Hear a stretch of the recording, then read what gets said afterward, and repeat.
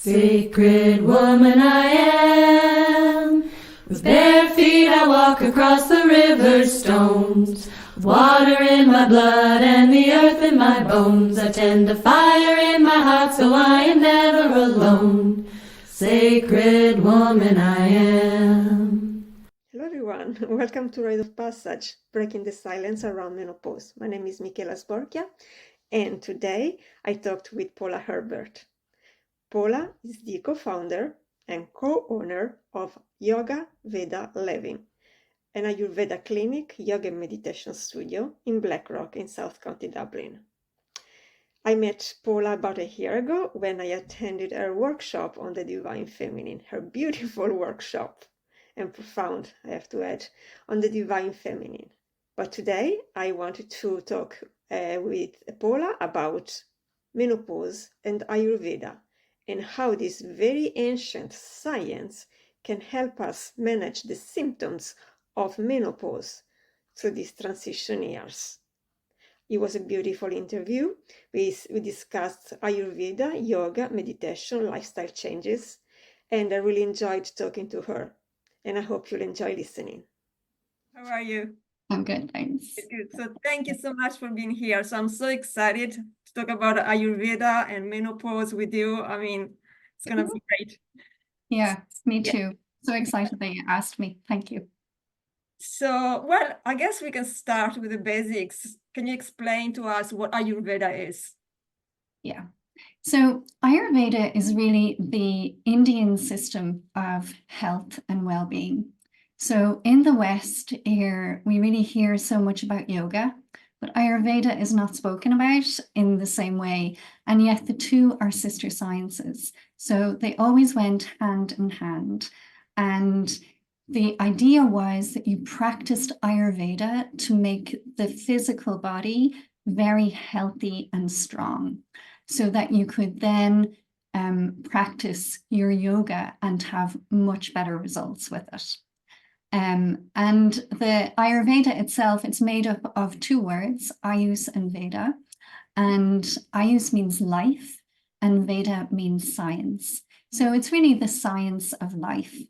And it's like a manual for the human system, I guess you could say, to help us stay healthy, to prevent disease occurring, and to really bring about longevity within the population and help us to reach our true potential.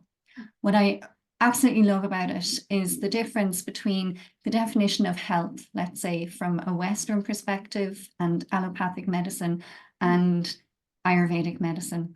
And when we look at medicine today, we're regarded as healthy if there's an absence of disease.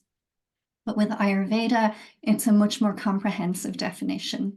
So it's about health, yes, in the physical body. So it's a balance of what we call the doshas, and I'll talk a little bit more about those and what they are. But that's really the elements within us, the building blocks of life. So ether, air, fire, water, and earth. And also a balance within our agni, or our digestive capability, our digestive fire. And as well as that, a balance in the tissues of the body.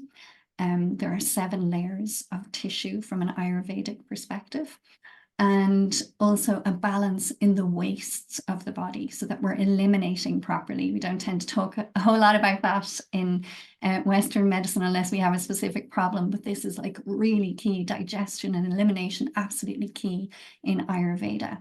But not only that, the definition of health goes on to say that we have to have balance in the mind, balance in the senses, and also a connection with our spirit. So the word for health is swastha, and it really means one who is in touch with their own true self or their own true nature. And that's the definition of health. So very, very different, very holistic, and that's why I really love it. It ticks all the boxes. Yeah, it's amazing. And it's a science that has been around for thousands and thousands and thousands of years, and used successfully, in India, and now, thankfully, now even, in other countries. It's fascinating. Really, really Yeah. fascinating. Yeah, yeah. Yeah, and many scholars recognize it as the oldest system of health in the world.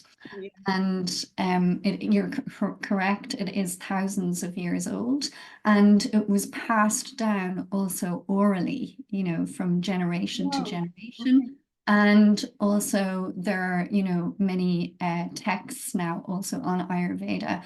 But yes, it's thankfully coming back. It's quite big in the US. It's really getting a lot of publicity in Germany as well, and in other parts of Europe. Obviously has been very popular in India, but went underground for a while when it was kind of frowned upon, when the English were based there and very much replaced with Western medicine, but so practiced underground really. But yeah, I mean, it gives us such an incredible insight into our own constitution. So there's no one size fits all with Ayurveda. Each person has a very different makeup, physical makeup, mental tendencies, emotional tendencies, and we take all of that into account when we're looking at health and staying in balance. Great, because we are different, obviously. We have different energies, different stories, different experiences. So Absolutely. yeah. Yeah. Yeah, it's fabulous. Oh, I love Ayurveda. Let's go a little bit deeper into menopause. So how does Ayurveda see menopause, and how does it consider hormones? What are hormones in Ayurveda? Okay. I suppose really, if I step back a tiny bit, I'll definitely come to that. But in terms of menopause is not seen as a condition or an illness or something that needs to be treated specifically in that way. It's seen just as a transition into another phase of life. So we have very natural phases in our lifetime.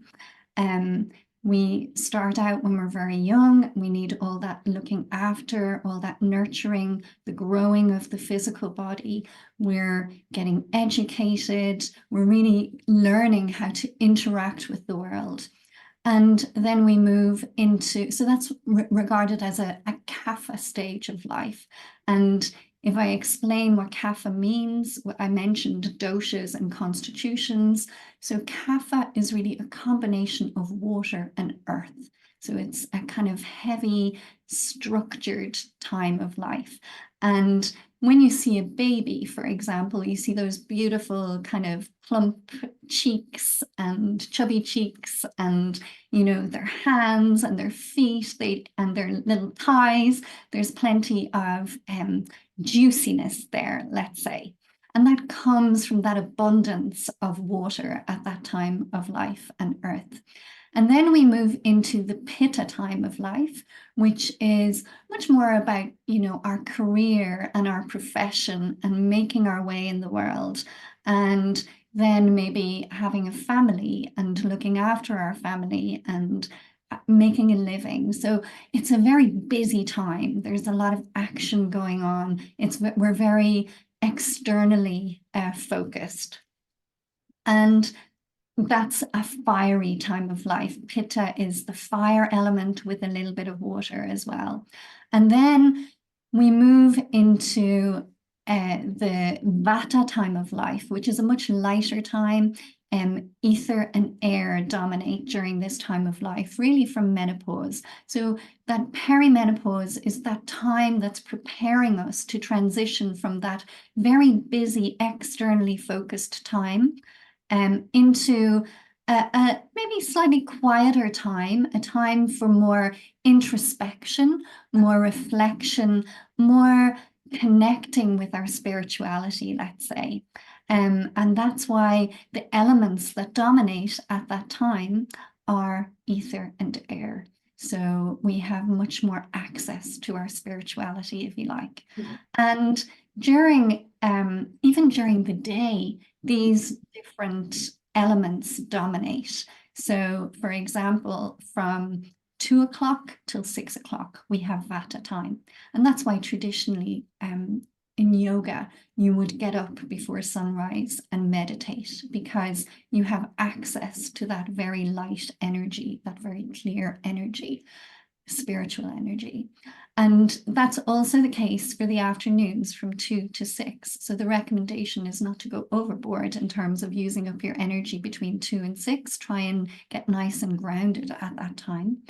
And then we have pitta time of the day, which is between 10 and 2.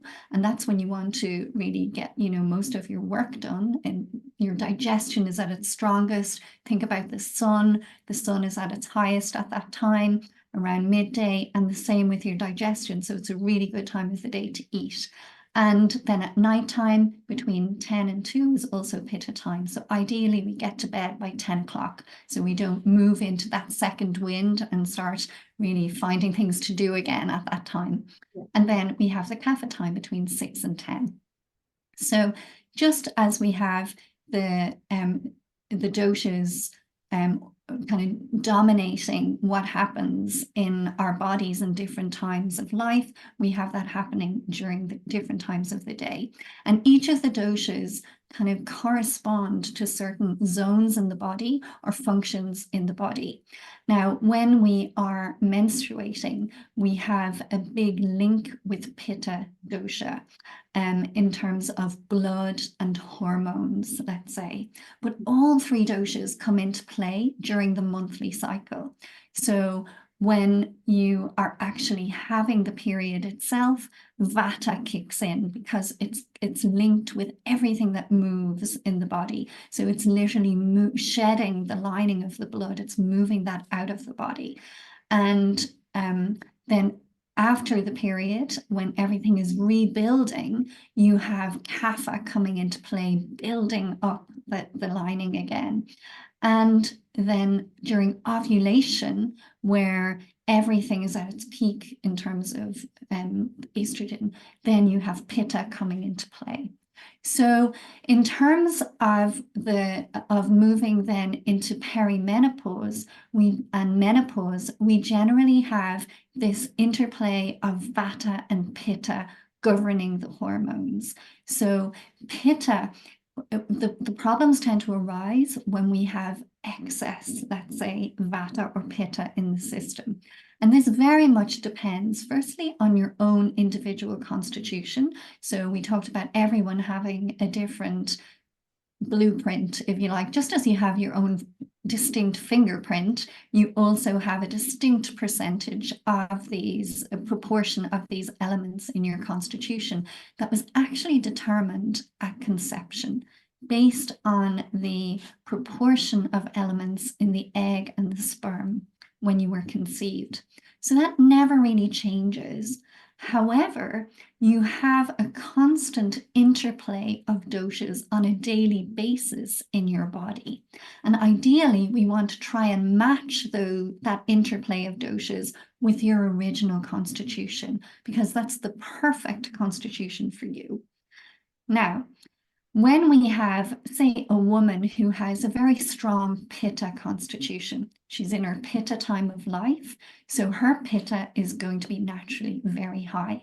She might be in a demanding job. The likelihood is she probably is, because pitta types tend to be quite competitive. They like to really get out there and make a mark in the world and really be seen. And so she may experience heavy periods. She may experience inflammation. From an emotional perspective, she might, be experiencing stress in the form of irritation or anger. So a pitta dominant woman is very likely to experience hot flushes in that run up to menopause. Whereas a vata woman, who may be very light in her frame, for example, may have slightly irregular features, feels the cold very easily, whereas the pitta woman is going to love the cooler weather and really feel the heat. That vata woman is more likely to have issues around fear and anxiety rather than frustration and irritation, for example. And in terms of the body itself, is likely to have maybe irregular periods, painful periods as well, maybe issues with the nervous system in terms of tremors or twitching in the body in the lead up to menopause, heart palpitations, for example. These are all very common Vata type symptoms. And then for a Kapha woman who may have a sturdier structure because much more made up of more of the water and earth, so has a strong frame, strong joints, larger bones, may actually feel a bit lethargic, kind of find it hard to get motivated, and may experience a lot of bloating around the period itself, and then in the run-up to in perimenopause and the run-up to menopause, may find that she's actually putting on a lot of weight. So the symptoms tend to be quite different depending on the constitution of the woman and also the percentage of the doshas on a daily basis in her system. The real difficulty happens in terms of symptoms when stress levels are really high. So there are kind of like three main pillars in Ayurveda in terms of looking after diet, looking after lifestyle, and being able to manage stress, or really managing the energy that you have. Yeah. So Vata women in general might have lower levels of energy, so they'll get tired fairly easily and won't have the same stamina as a Kapha woman, for example. So you got to really be careful of your energy. Now, the reason, I suppose I've really gone around the houses here answering your question, but in an ideal world, we would be really managing our cycles from a much younger age, really tuning into the fluctuations in those doshas during the month. What dosha is dominant and how do I really keep it balanced? So in the build up to ovulation, during ovulation, and then during the period itself.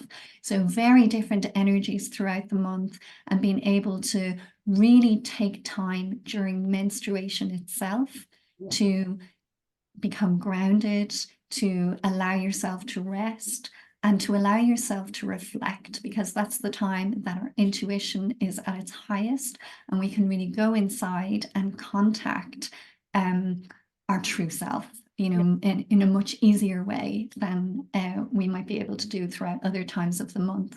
But what tends to happen is, because we're in a society that is so externally drawn out, like we're just externally focused, let's say, our attention is pulled out all the time, our senses are overloaded, and we're kind of conditioned to behave like men from the time we're quite young. Even like we see ads for period products and they're telling us like, you can just do whatever you do during all times of the month when you have your period just by using these products.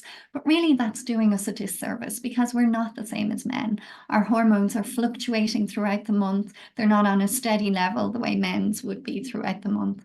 And so if we push through during the period itself, we don't replenish our reserves. We just set ourselves up for more difficulties the following month, not just during the cycle itself. Yeah.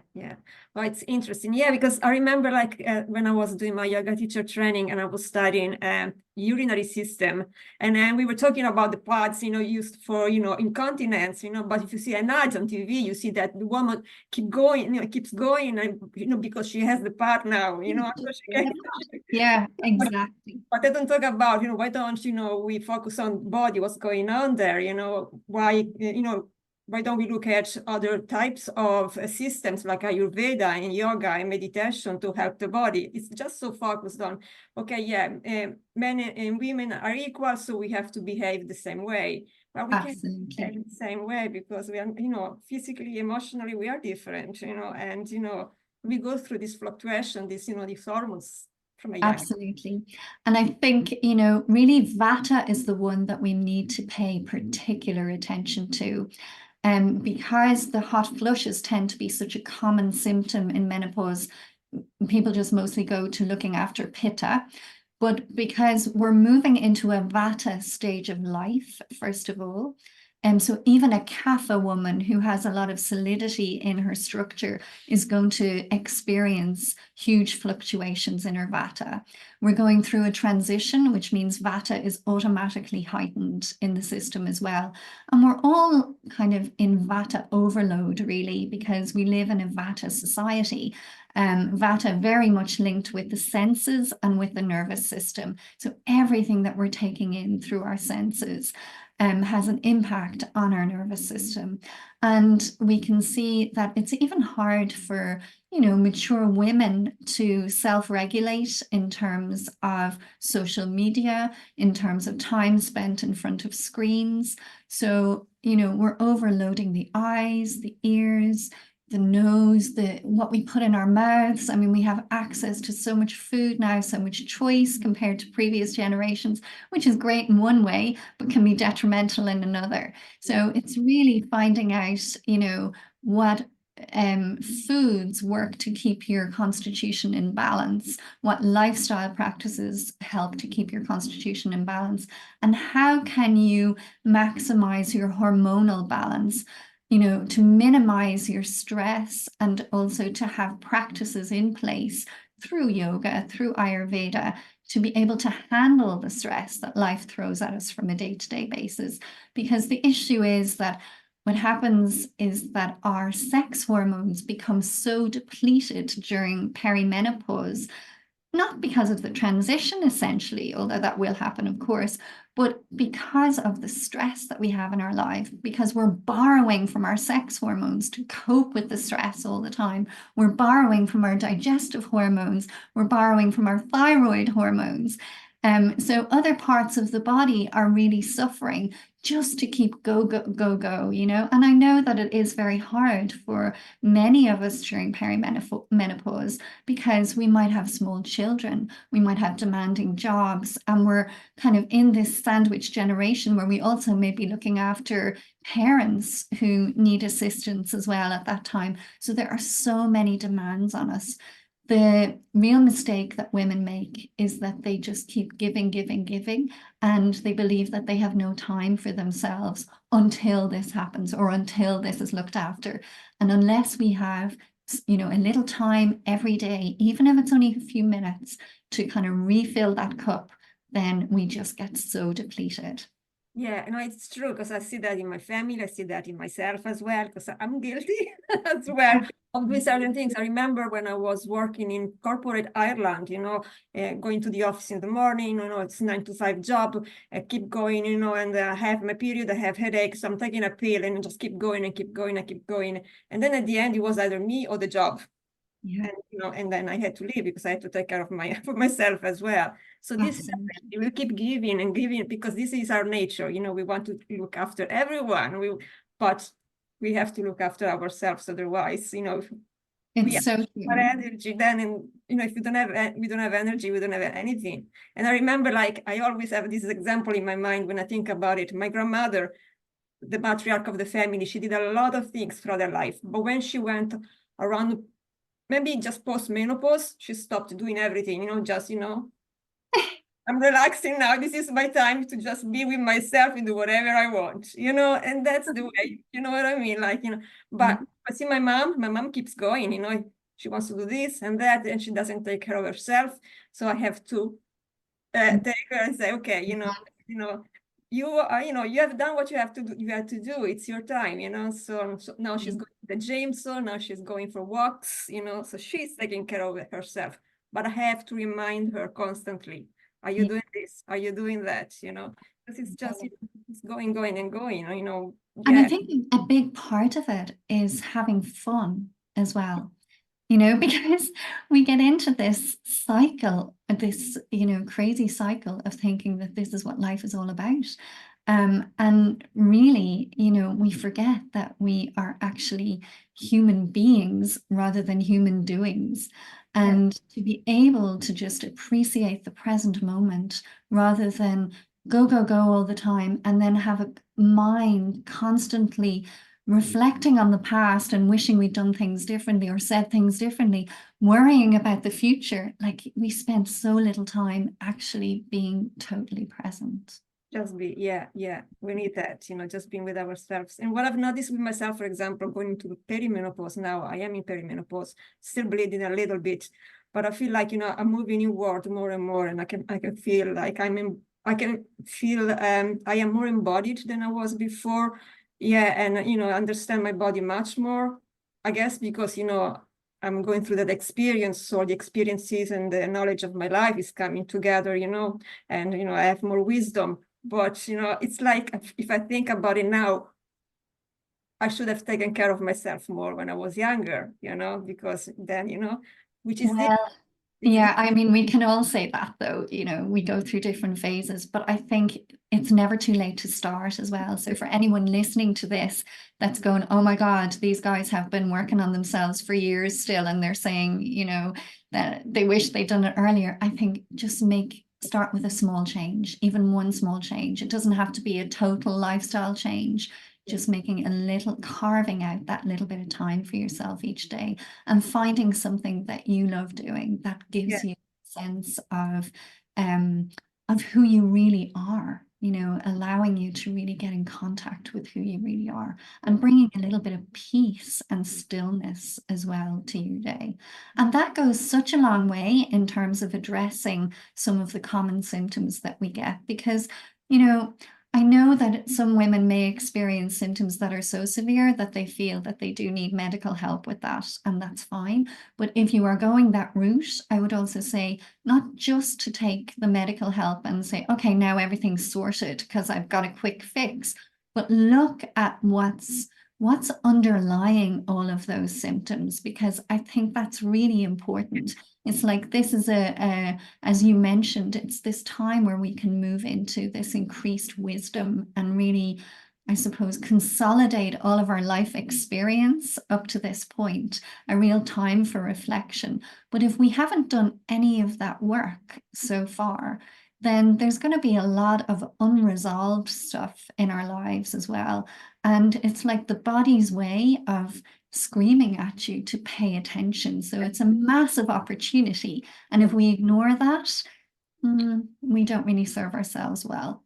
No, we don't, and I always say, even to my students, so even just talking with family and friends, when you feel it in the body, it's the last stage, you're going to have to stop and look at what's going on there. Just, go to the doctor, take a medication if you want to, it's fine. But then address the issue, why are you feeling the way you're feeling? The body is the last stage. So whatever experience you had or trauma you have been moving through, then it goes into the body stores everything. So you're gonna have to pay attention to that, and just taking the medication by itself is not going to solve all your issues, it's not. So I couldn't agree more. Yeah. And even in Ayurveda, there are 6 stages of disease. So an awful lot happens before something shows up on a scan. It's been there. You just maybe weren't aware of what was going on. But we start by really looking at the digestion. Try to get your digestion as as strong as possible, as balanced as possible, because from an Ayurvedic perspective, illness and disease and imbalance will show up in the digestion early on. Yeah. I know. Yeah. I want to ask you about Ayurveda. I know you are a yoga teacher. You have so many years of experience, more than 20 years of experience. So Ayurveda, yoga, meditation, you put everything together. How these techniques, these sciences work to help women in menopause? If someone comes to you with a perimenopausal or menopausal woman comes to you with her issues and and symptoms, how would you use Ayurveda and yoga and meditation to help? Well, first, I do an Ayurvedic consultation, because then that gives a really clear picture of what's gone on in terms of from her very early years all the way up to the present moment. And all of this is relevant. It's like really putting a story in place in terms of what is that person's story, basically. And that helps to get an understanding of their constitution. And it also helps to get an understanding of what doshas are out of balance at the moment. So what could be underlying those symptoms. So we tend not to just to treat a specific symptom, but we try to get underneath it and really look for the root cause and treat that. So like I would look at diet in terms of even the times of eating, whether that person is hungry when they eat, how they feel after eating, and the types of foods that they're eating. Because sometimes there are certain things that will kind of jump off the page for that particular person's constitution and the symptoms that are coming up at a particular time. And we can look at making small changes there. Sleep, absolutely, very important for all of us, but very important during perimenopause as well. And also to replenish those hormones. I look at stress levels, work, relationships, absolutely key. So, for some people, maybe they're finding their home relationships very challenging, not just with parents or with teenagers maybe, but with their spouse or their partner. And that can be really detrimental in terms of the symptoms that come up in the body as well, because if you don't have a happy home life, it's terribly difficult also. So it's like, okay, how can that be addressed? Look at elimination. So again, getting really into the digestion and going into it in detail, looking at the cycle, how it's been in the past, how it's changing during perimenopause, because that will be indicative of doshic imbalances as well. And then we look at yoga practices that can help with that. So for example, there are certain pranayama practices, breathwork practices that can really help with hot flushes, that can bring them, down the heat in the body very quickly. There are certain pranayama practices that will bring about balance in the nervous system. So if somebody is awake at night, finding it very difficult to fall asleep in the first place, and then waking up and fearful and anxious in the night, we can give you pranayama prescription to look after that. Meditation is another option as well. I always think it's a fantastic thing to start, a fantastic practice to start at this time if you haven't already got one, because it helps to dissolve stress on a daily basis. And then, of course, the posture practices, because movement is so important to help keep the system clear. So we tend to have, sometimes it goes, from one extreme to the other. So you might have, and a lot of yoga teachers will fall into this category, that they've been doing an asana or a posture practice for many years, and they want to be able to do the same practice all the time. And they're depleting their energy by doing that. They might be doing an hour and a half of jumping around every day, and that might not be the best thing for you during perimenopause. And in fact, I can tell you it isn't. So if you are doing something like that, that needs to be balanced. You need to balance that by a more gentle practice on other days as well. And then you have the opposite end of the scale, where maybe somebody is doing nothing and they really need to move their body, because our bodies love movement. And then there are basic things as well in terms of getting out into nature, getting fresh air every day. And it's about coming up with a program that's going to really work for that person, not giving them massive changes all at once. Slowly is the mantra. So take it, small change, small change, and feel motivated when you see the progress that you make. Yeah. And if it goes pear-shaped, you start again. You keep coming back. But, I think it's great to have a mentor or a teacher at this time to give you a little bit of guidance and to keep you motivated, and also to be in community. That really helps as well, to be with others who have had similar experiences or are also looking to improve their health. And when we have that sense of community, we gain so much from the group energy. Oh, absolutely. It's something you say, just like with me, the small steps we take, we don't have to think about the huge goal at the end, just a small step, because, with every small step, you get a small success, and that makes us feel much, much better, and then we keep going and we keep going and we keep going, and then we're going to reach the end goal eventually, but in the step at a time, we see the progress, we see the success, and, emotionally, especially through perimenopause, when, when we go up and down, it's really, it makes us feel so, so good. It makes me feel good, having these little steps throughout the day and throughout the month, then Yeah, absolutely. And for other members of your family, they will also notice the difference.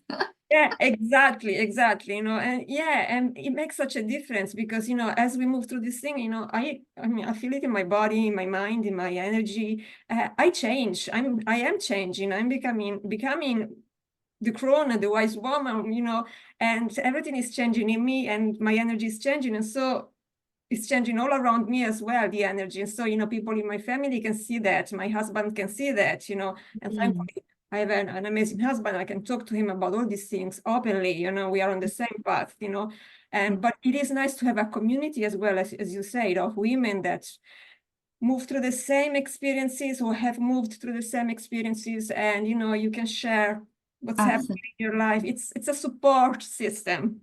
Absolutely, yeah. And I think, another point is that, people listening to this might think, what are they saying? That as soon as you reach menopause, you have to just withdraw and start meditating every day. That's not the case at all. It's just to really participate fully and be of the highest service to humanity at this time of life. You need to be able to fill your cup, and you need to be able to reflect on your life to date and move into this phase with ease and acceptance, I guess, as well.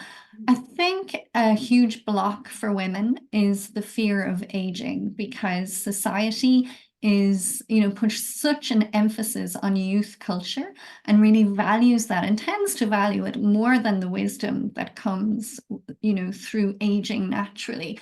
So I guess so much women, again, they put their attention and their focus in making the external look perfect, Yeah. To the detriment of what's going on inside. Because regardless of how much money you put into the outside, you've still got the same rubbish going on inside. So it has to be dealt with, Yeah. And I think that maybe if we've been doing a little bit of work in terms of yoga, or working on ourselves energetically, we're in a good position then when we move into this phase, and certainly then post-menopausal, to be able to really feel at home in our own skin and be happy with ourselves. Yeah, and that's the most important thing. Be happy with who we are and be grateful for who we are and love ourselves fully, Yes. Throughout, whatever, it doesn't matter what we experience in life, what we went through. It's just, I love myself, and just having the time, even once a day, place a hand on your heart and just say to yourself, I love you, just do that. It's so important, because you see, even if if you watch TV or if you go online on social media, it's all about, look younger, and for your hair, for your skin. But no one talks about, okay, look younger, it's fine, but so what's within it, so it's without, you know what I mean? So it's gonna come out eventually. So it's time to balance. If you didn't do that before, this is the time to balance that energy within and without. Love yourself so you can love others. Be the wise, fearless empress with great wisdom that can fill her cup whenever she needs to, and then so she can share her wisdom with others. It's just and to feel confident in terms of stepping into that part of yourself. Yeah, exactly, because we are becoming the wise ones. So, we are becoming the ones sitting on the throne and say, okay, I know who I am. I know what I have to do. I know where I come from. I know what my path is. I know what I have to do in this situation. It's just in the deep wisdom, the deep knowing that we have, and we are fearless. We don't fear sharing that, whatever comes, through us, because well, that's our purpose at this stage, you Yeah, know. and I think it's so important for, the generations that are following. Like we were very lucky growing up as well because we had time to grow up without the influence of all the devices. And I know that there are very positive sides to using technology and devices as well. Look at us here today. We wouldn't be doing that if it wasn't for the amazing technology, but it also has big drawbacks for, today's girls. And I think it's so important to start giving those girls some of this wisdom, to start teaching them how to tune into their cycles, tune into their bodies, tune into their minds, and being able to manage their minds from a young age because they need it so badly. Oh, absolutely, absolutely. Yeah, yeah. Oh, yeah. Oh my God, yeah, I'm loving this talk. I wanted to ask you because, I remember the time I was working in corporate Ireland, in the offices, the banks, I was working in banking and in import and export for a while. So it was a crazy environment, the mind, it's always here in the mind, and you have to be busy and focused all the time. Doesn't matter what you're going through, if you have headache, just take the pill and keep going and keep going. So, and I felt like when I was there was no space to talk about periods or menopause, and you would have these, women that, sometimes they couldn't cope with what they were experiencing. And then, they lost a lot of days, because so they had to call off because they were sick, because for whatever reason. So, so even in the environment where I was, like, I had to say, okay, I can't go to work because I'm having my period and I feel really horrible today. I can't take another pill because my stomach goes up in flame if I take another pill. And so I had to stay at home and lose a day of work, and all that means, everything sums up, and then you have all your lost days, in the office, they are missing you because you have your specific tasks. So it creates an environment which is not positive. It's not positive. Yeah. I always felt there's no support for women going through their periods, with their mood cycle, but even especially now, experiencing menopause and the way I'm feeling certain days. If I were in an office, how could I cope there? I can't.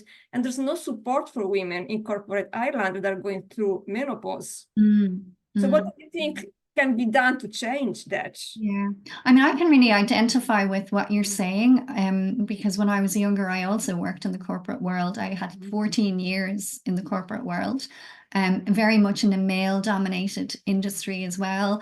Did an awful lot of traveling, very depleted. I remember I had, at one stage, my skin had really broken out. I had acne on my face. And all I wanted to do was just get rid of it. I wasn't thinking about how, what's causing this in my body? How can I manage stress better? It was just give me something to get rid of this and make me look better. And, you were just expected to just keep going regardless.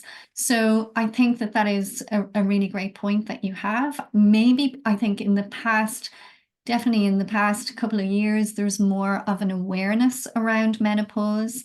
I think women are campaigning to have, more education brought into the workplace, and also to have their male colleagues educated in this. There's a whole generation of Irish women, well, generations out there who never spoke about periods, who never spoke about anything that went on during our cycle, really. You just got the basic information when you were growing up, and that was if you were lucky. You were told, the basic information about periods. So I think there's such a gaping hole in terms of education around the cycle. Also, if we can really help women tune into the fluctuations of energy throughout the month, they can start to schedule their diaries as well, to be able to have those really hard meetings when their energy is vibrant and they're feeling at their fullest in terms of being able to have those conversations, rather than when they're having the period itself. And, that's like sending your teenage daughter out to an All-Ireland match on the day of her period. you know, the same way that you might have to have a really like tough conversation with your boss, there are certain times of the month that are much better for that kind of thing. And if we can understand our cycles, we can manage that. But definitely, I think there needs to be just more openness. The whole narrative needs to change around perimenopause and menopause so that women don't feel that they're becoming irrelevant in that phase of their life, but instead that it comes with a positive message that this is a massive opportunity now to really you know, capitalize on all of this life experience that you have, all of this wisdom that you have. And it's time to mentor younger women as well. Yeah, no, it's true. Yeah, absolutely. I agree. And because, you know, even like I remember some years ago, which is crazy. It was just some years ago, 2019, I think, and I was in hospital here in Dublin, and I had a surgery done, and I remember before the surgery, one of the nurses came in and she whispered, "Do you have your period? Why are you whispering?" You know, I never understood that part, you know, why, you know, the whisper, and then, oh, I have my period. No, I have my period. I feel crappy today. And I'm proud that I have my period. You know what I mean? Like, it's just the way it is, you know, so why whispering? And I remember that, and it stuck with me because I was like, why, you know, it just happened. It's a normal thing, you know. Yeah, no, I don't have my period. I said it aloud, but do you have your period? I don't know why. And but I don't know, the way I guess, you know, I grew up in Italy, and maybe like Ireland, you know, Catholic country, there's a lot of shame around that as well, you know, so no one talks about it. We also have different names to, instead of saying menstrual cycle, we use different names, so, you know, it can be masked somehow. Yes, yeah, I know, it's crazy, it really is. Yeah, it is, but, you know, just really the openness, you know, it's a natural stage of our life, menopause. Or if you're not in menopause, you know, okay, I'm experiencing painful periods and I want to talk about it because I'm feeling bad about it. I'm feeling physically, I feel pain, my emotions are going up and down. So it is important because, you know, even when we feel the depression, you know, we don't want that spiral to become bigger and bigger, you know, and take us deeper and deeper, you know. Absolutely. Able to talk about that depression and anxiety we experience, you know, so that's why we need more openness. Yeah. So And this, yeah. I mean, our days have changed so much compared to, you know, ancient women, where like they would have had, you know, in certain cultures, they would have been able to just take that time off completely during their period. They would have maybe menstruated together, and they didn't have to do any housework. They didn't have to do any cooking. It was just all taken on by other family members, and they were allowed to just relax and rest and tell stories and sleep, and their food was brought to them.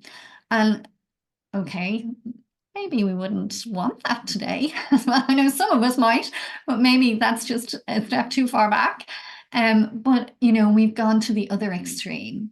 And we need to come back somewhere in the middle and find, you know, a much better balance for ourselves. Balance, yeah, that's what we need to find. Yeah. So yeah, thank you so much. Just the last question I want to ask you: do you have anything else to add? Something you want to say to women that are going through menopause?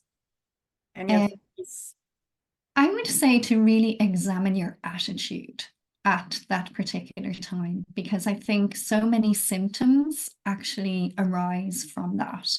So if you're feeling something in your body, to just let it be there for a little while, sit with it, and look at the message that might be underneath it. Also, what I would love to do is, you know, if perimenopausal women are listening to this, or menopausal women, they may have daughters, young daughters, also to start to talk openly to their daughters about their cycle and their period.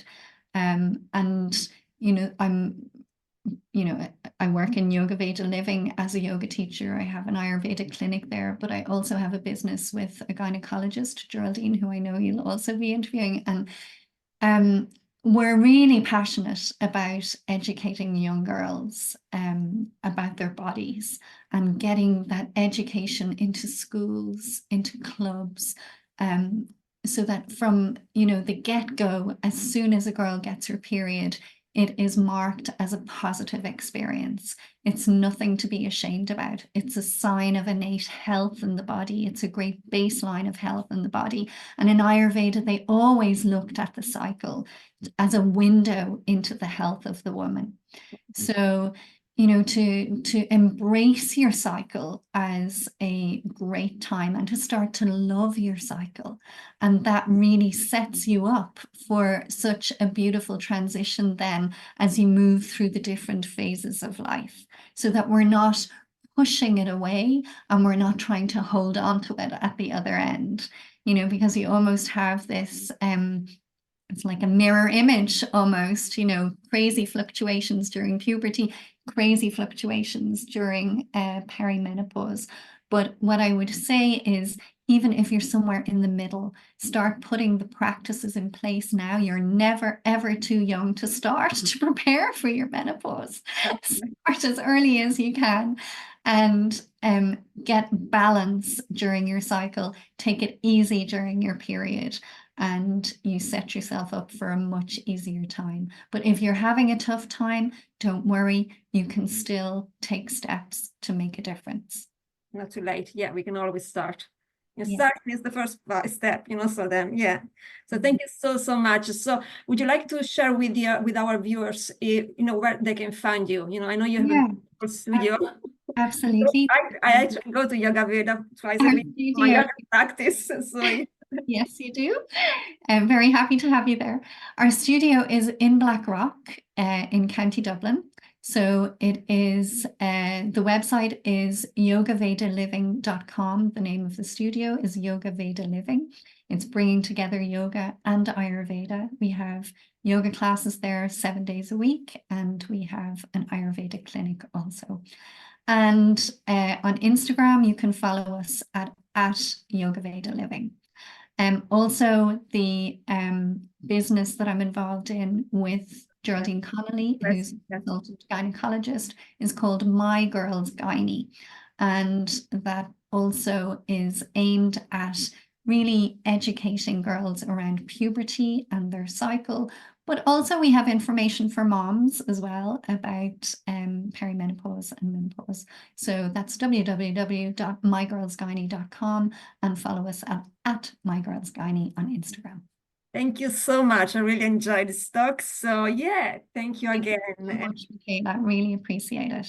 I'll thank you again, and I'll talk to you soon. Okay, take care. Bye.